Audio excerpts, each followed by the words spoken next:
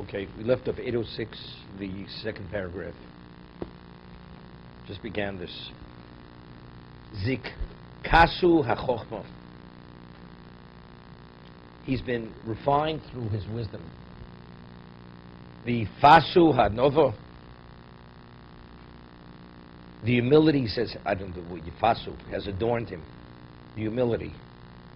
Maskil lamaskil. Malamid lasoho. He reminds the learned and teaches the ignorant. What does it mean he reminds the learned?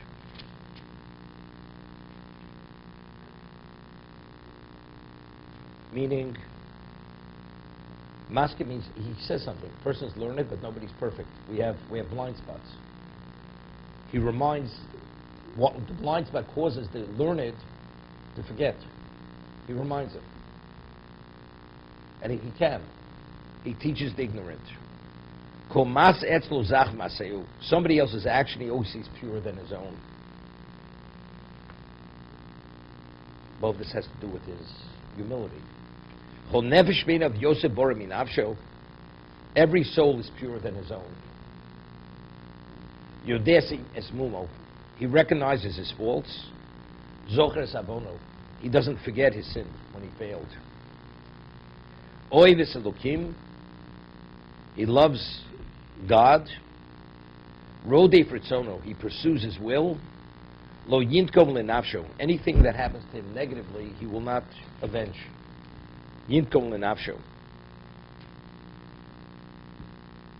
Lo yasmin bekitzvo.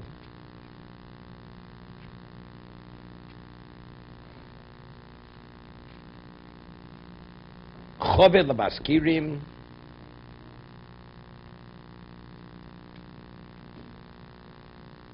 He says he's a friend to devotees of righteousness. Yoshiv Maniyim, Oiv L'Anshei HaTzedek. He sits with the poor. He loves people who are righteous. Neman L'Anshei Emes. He's faithful to truthful people. Ozer L'Rosh. He helps the impoverished. Ovel HaYosom. He's the father for the Yosom, for the orphan. Bal El-Mona. He acts as the husband, meaning he provides for the widow. M'chabed Hadalim. And he gives honor to the poor. Well, it's understood. If we're saying he sees everybody more pure than he is, and that's the way he sees people. So of course he's going to honor even a person who's poor. So what's his value? This person sees his value. Because if everybody's purer than he is, so therefore he sees that person as being special. You know, it's interesting. Shlomo Melech says the rich man has his tests. The poor man has his test. The rich man's test is arrogance, and the poor man's test is anger. Of course, he's denied. So if you're denied, you'll be upset with Hashem. You know, things are very difficult. So despite the difficulty, the person is not upset. So this is what to respect over there. I'm saying if you want to find something special about someone, despite his negative predicament, is what to see. You see a wealthy man and he acts humble, is what to respect. Or he could have been arrogant, he didn't act arrogantly. So this is what to respect. But who sees that person in all this positive light? The person who's truly special. This person always, if you could see anybody in a positive vein, he sees that person.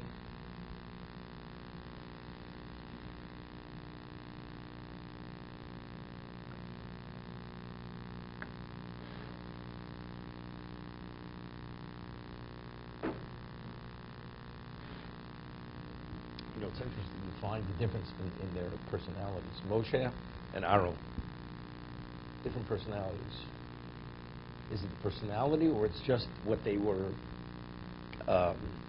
permeated with in terms of their whole perspective of how to deal with people? Moshe Rabbeinu, the Gemara says, is Yaakov Hadina Sohar. If you do anything that's contradictory to halacha, even if it's a mountain, he says, you uproot the mountain. What does Aaron say? Oev Shalom, Rodev Shalom. You have to pursue peace. If you could mediate Whatever it takes to mediate, to bring them together, that's what you do. Although one is definitely wrong, it doesn't make a difference. The key is ultimately to bring peace between two individuals. Moshe Rabbeinu wasn't concerned about that. Why? Why was he concerned? Is it a personality issue, or is it more than a personality issue? Right? You see, with Moshe Rabbeinu, what was Moshe? Moshe was emes. Emes, there's no compromise in emes. So where did that come from? I mean, each of them had a different level of clarity when it came to truth. If you were able to achieve that level of clarity of truth, then there's no mediation, because that's considered you're compromising your characteristic of truth. What about you're not able to achieve that level of truth, that purity of truth? Who could achieve the purity of truth of Moshe Rabbeinu? It's impossible.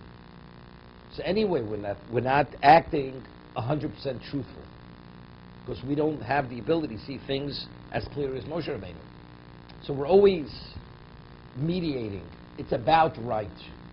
So if it's about, so then you have to mediate. The ultimate is to bring peace. If we're able to bring peace, because emes is not emes in either case, right? Because you don't see that. Even though the Gemara says, it's interesting. Once the court, if a court, let's say two people have, one person has a claim to the other person clearly victimized the other person is a thief. The court is not permitted to encourage pshara, compromise. They're not permitted. It's only before the trial starts. Before the trial starts, if you're able to encourage pshara, better encourage pshara. Once they see the facts and they see one man guilty, one man innocent, then this already is miscarriage of justice.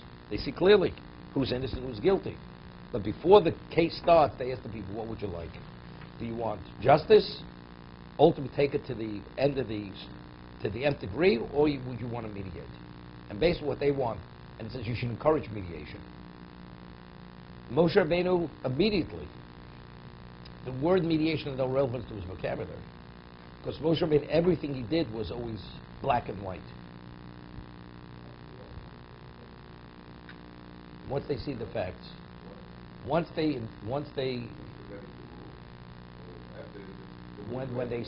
see where it's going, we're talking about monetary. This is not talking about monetary case.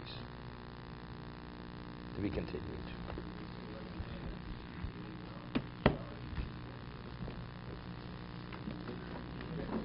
Thank you.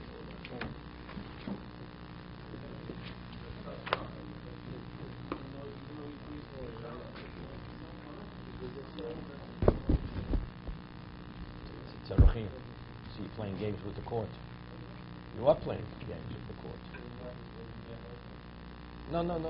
That's going the other way. I'm going the other way. I'm going where they see the truth, and then they want to encourage pshara. Nobody holds that you could encourage pshara. There's the other way. Yeah.